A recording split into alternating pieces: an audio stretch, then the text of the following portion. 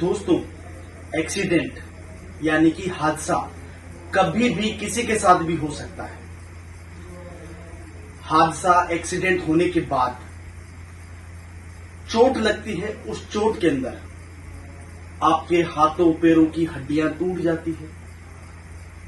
वह फिर भी काफी हद तक ठीक हो जाएंगी और आप अपना जीवन आसानी से गुजार सकेंगे। लेकिन अगर यही हड्डियों का फ्रैक्चर हमारे स्पाइन के अंदर हो जाए तो जिंदगी भर के लिए बिस्तर पर जिंदगी गुजारने के लिए मजबूर कर सकता है। तो दोस्तों, आज हम इस वीडियो में बात करेंगे कि स्पाइन फ्रैक्चर की वजह से क्या दिक्कत होती है।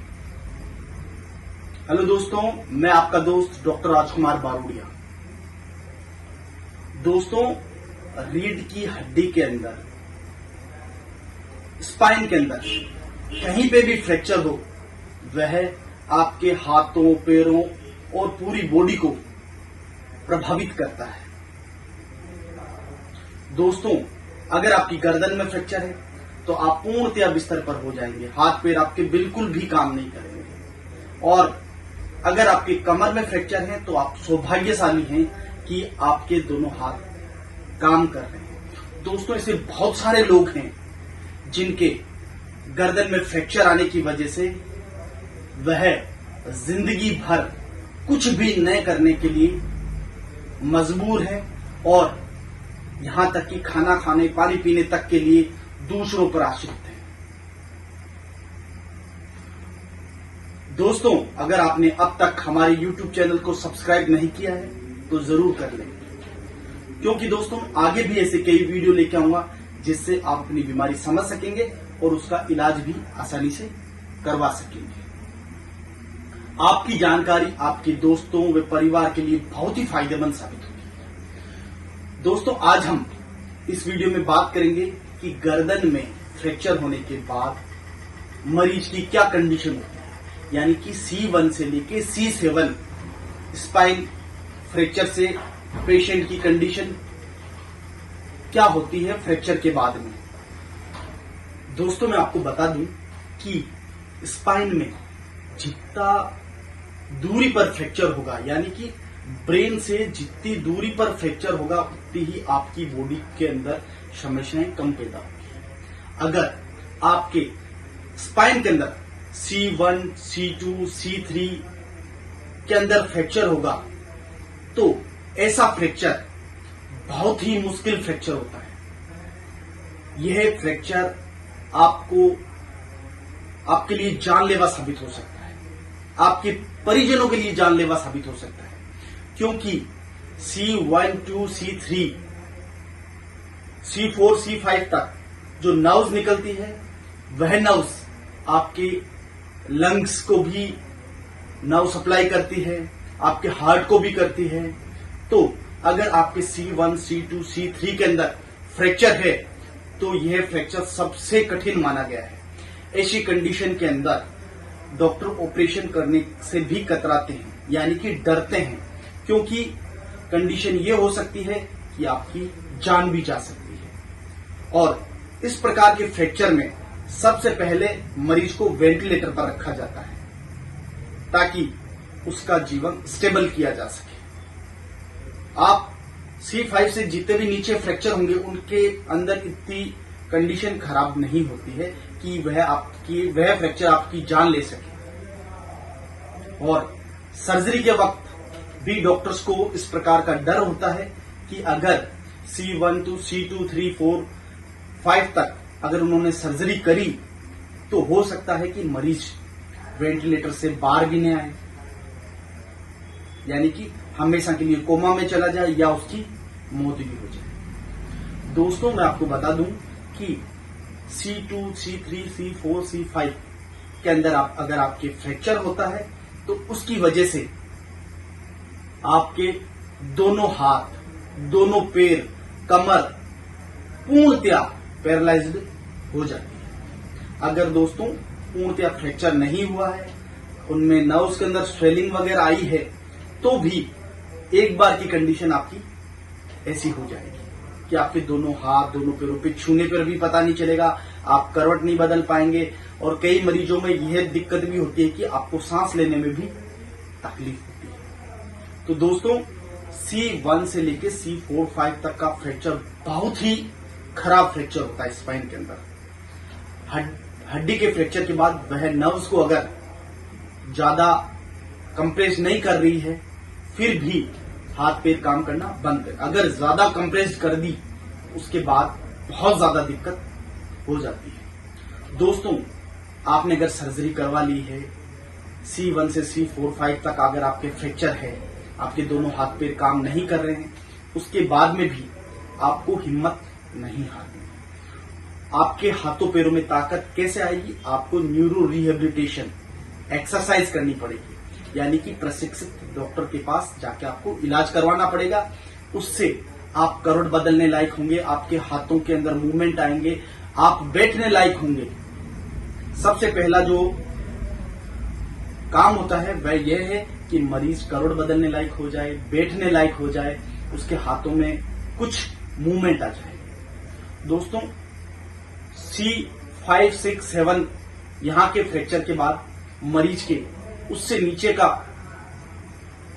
तन या शरीर पूर्णतया काम नहीं करता है, लेकिन जानलेवा नहीं होता है। मरीज जिंदगी भर के लिए बिस्तर पर अपना जीवन गुजारने के लायक हो सकता है। दोस्तों, इलाज आपके हाथ में है। अगर आपने सही तरीके से एक्सरसाइज करी, आपने अपना आपका मनोबल मजबूत रखा, तो आप आसानी से अपना जीवन यापन करने लायक बन सकेंगे। अगर आपने हिम्मत हार दी और आपने एक्सरसाइज नहीं करी, तो जीवन कितना लंबा होगा ये कोई नहीं बता सकता है, और आपका पूर्णतया जीवन बिस्तर पर गुजरेगा। आप अपने हाथों को यूज नहीं कर पाएंगे, आप बैठ नहीं पाएंगे, करवट नहीं बदल पाएंगे, लेकिन आपका ब्रेन काम करेगा, आपकी आंखें काम करेगी, आपकी जबान काम करेगी। तो आप दुनिया को देखकर कितने परेशान हो जाएंगे ये आप सोच सकते हैं। इसलिए एक बात यह है कि अगर आप पड़े पड़े जीवन यापन करना चाहते हैं तो एक्सरसाइज नहीं करें, अपना मनोबल तोड़ लें। उससे होना क्या है? आपका जीवन बहुत ही कष्ट में गुजरेगा। और अगर आप हिम्मत रखेंगे, मेहनत करेंगे, तो आप बैठने लायक हो जाएंगे। धीरे धीरे अगर आप और मेहनत करेंगे, हिम्मत के साथ एक्सरसाइज करेंगे, तो आप खड़े होने लायक हो जाएंगे और फिर चलने लायक भी आप हो सकते हैं। दोस्तों, कई लोगों को देखा गया है कि 4 साल से बिस्तर पर हैं, 5 साल से बिस्तर पर हैं, 6 साल से बिस्तर पर हैं। पहली बात तो यह है कि उनको किसी ने सही तरीके से गाइड नहीं किया कि उनको करना क्या है। सर्जरी वे करवा लेते हैं, सर्जरी करवाने के बाद डॉक्टर आपको बोल देते हैं, या सर्जरी कराते वक्त भी बोल देते हैं कि आपका कुछ नहीं हो सकता, आपको जीवन भर बिस्तर पर बिताना होगा। लेकिन दोस्तों, आप लेटे लेटे अपना समय बर्बाद कर सकते हैं, अपना जीवन बर्बाद कर सकते हैं, और उसी समय को अगर आप सही एक्सरसाइज में लगाएंगे तो आपका जीवन अच्छा निकलेगा। इसलिए दोस्तों, मेरा आपको इतना ही कहना है कि आप हिम्मत नहीं हारे, निरंतर प्रयासरत रहें। नियमित रूप से आपको अपनी दैनिक दिनचर्या के काम ऐसे कर लेने हैं कि आपको रेगुलर एक्सरसाइज करनी है। करवट बदलने की करें, हाथों में जितना भी मूवमेंट आया उस मूवमेंट को करने की करें, ताकि वह मूवमेंट आगे जाके और अच्छा हो जाए। आपको अपना दैनिक दिनचर्या एक्सरसाइज के ऊपर ही करनी पड़ेगी। दोस्तों, C1 से लेकर C7 तक स्पाइन के फ्रैक्चर के बाद उससे नीचे की बॉडी बिल्कुल भी काम करना बंद कर देती है। अगर दोस्तों आपको इससे नीचे का फ्रैक्चर है तो आप सौभाग्यशाली हैं कि आपके हाथ पैर काम कर रहे हैं। और कई दोस्त ऐसे भी हैं जिनके C1 से C7 तक फ्रैक्चर है, उसके बाद उनके हाथ पैर बिल्कुल भी मूवमेंट नहीं कर रहे हैं, यानी कि वह पानी भी नहीं पी सकते अपने हाथ से। तो दोस्तों, अगर आपके C7 से नीचे फ्रैक्चर है तो आप बहुत ही सौभाग्यशाली हैं। ठीक है ना? बिस्तर पर आप हैं लेकिन आपके हाथ काम कर रहे हैं। आप अगर कुछ एक्सरसाइज करेंगे तो आप बैठने लायक हो सकते हैं, करवट बदलने लायक हो सकते हैं, खड़े होने लायक हो सकते हैं वॉकर के सहारे। अगर आपके C1 से C7 तक फ्रैक्चर है तो आपकी जिंदगी बहुत ही दूभर होने वाली है। और अगर आप एक्सरसाइज करेंगे तो यही आपके लिए फायदेमंद होगा और आप उठने बैठने करोड़ बदलने लायक हो जाएंगे, आप खड़े होके चलने लायक हो जाएंगे। तो दोस्तों, स्पाइन में सबसे ज्यादा डेंजरस हिस्सा होता है C1 से लेके C5 तक। उस समय आदमी की जिंदगी जानलेवा हो सकती है उस फ्रैक्चर की वजह से, यानी कि वह फ्रैक्चर के बाद जिए या नहीं जिए, इस कंडीशन में उसका जीवन उस समय होता है।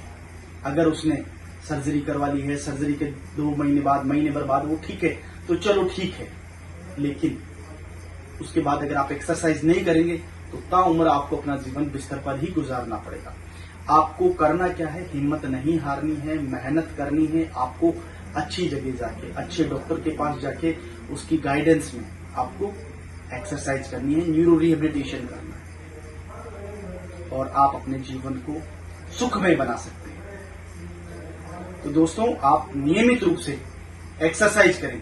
C1 से लेकर C7 तक का जो फ्रैक्चर होता है उसके बाद में आपके दोनों हाथ और दोनों पैर काम करना बंद कर देते हैं। C1-2 से लेकर C5 तक के फ्रैक्चर की वजह से आपके लंग्स, हार्ट, यानी कि आपके जो मेन ऑर्गन्स हैं वे भी प्रभावित होते हैं शुरुआती समय में, और उसके बाद मरीज के लिए ये जानलेवा साबित हो सकता है।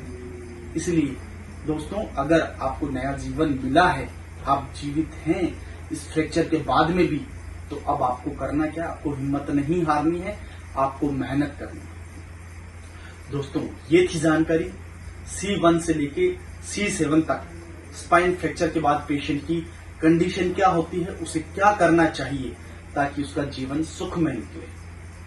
दोस्तों, अगर आपको जानकारी अच्छी लगी हो तो अपने दोस्तों के साथ इस वीडियो को जरूर शेयर करें। धन्यवाद दोस्तों। जय हिंद दोस्तों।